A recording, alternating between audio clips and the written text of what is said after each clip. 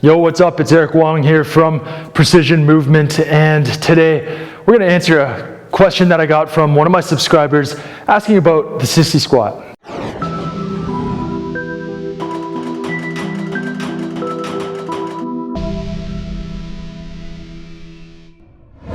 So, started off, he asked me, is the SISSY squat a good exercise? And my response was, a good exercise for what? Like, it's a good exercise, but it depends what your goals are.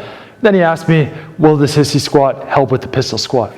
So it's very important to be able to define what is good and what is bad, not just in general, like there's a right and a wrong, but everything is related to some type of goal. Okay, so in this case, the goal is better pistol squats or do more or just to do them at all. Is the exercise right or wrong for that? If it's good, or is it good or bad for that? We can answer that now because we have some context, we have a goal. Okay, so never think of any exercise in terms of a good exercise and a bad exercise. It's all very goal specific. Okay, so first of all, take a look at this, and what I want you to think about when watching me perform the two techniques is movement and or activation patterns. Okay, so I use the acronym MAP, M/AP, for movement and or activation patterns. And that is what you need to understand and start to look at and see beneath just the movement. You look at the activation, and then you can start to figure out what exercises will be more applicable to progress to something else. Okay, so let's start off with the pistol squat. I'm sure you all know this, but let's do it anyway.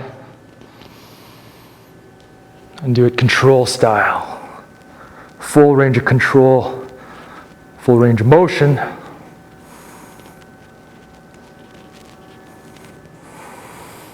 Okay, so that's pistol. SISSY squat.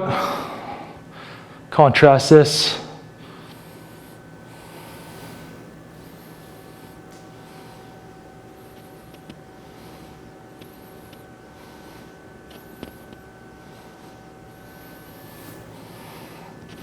Okay. So there's the two techniques. So what do you notice? Okay, so obviously they're different techniques. One's on one leg, the other is on the other, on both legs. So it's bilateral versus unilateral. When you're doing the pistol squat, foot is flat, okay, and you're descending. SISSY squat, up on the toes, heels are off the ground, and you're descending.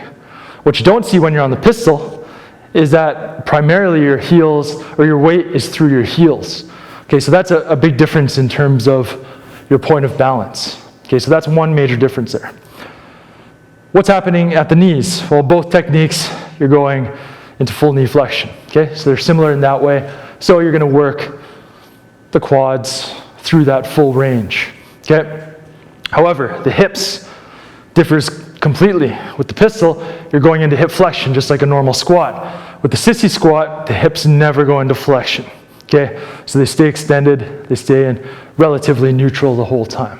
Okay, so with that being said, the SISSY squat, it's going to work primarily the quads when you're going down. Everything else, completely different. Okay, so if, say, quad strength was a limiting factor for the pistol, then sure, this exercise would be beneficial.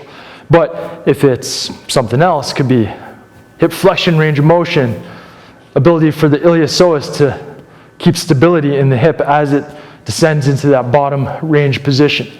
Ankle dorsiflexion could be strength in the opposite rectus femoris, keeping the leg up off the ground. A lot of different things going on. Most people, it's not quad strength that's limiting their pistol, it's one of these other factors. So if, like I said, quad strength was it, sure, great exercise. If not, and it's likely that it's not, then it's not going to be that beneficial for the pistol. But what exercise would help the pistol squat? Well, I've got some other videos here on the channel, so I will link to those at the end of today's video. But before we get to that, just wanted to share this kind of thinking and thought process with you, as opposed to just always showing exercises. Okay, this is how you do technique, or worse, the Instagram world, where they're just showing stuff, and it's like, oh, okay, that looks cool, but what's behind it? Okay, so just wanted to share the thought process with you a little bit, get you thinking on a different level, not just on the visual, but on what's happening internally as well. Okay, so Eric Wong here from Precision Movement. Thanks for watching the video. Check those exercises to help with your pistol squat that are coming up at the end of this, and make sure you subscribe so you don't miss any videos from us that we release once or twice a week. Okay, we'll see you next time. Peace.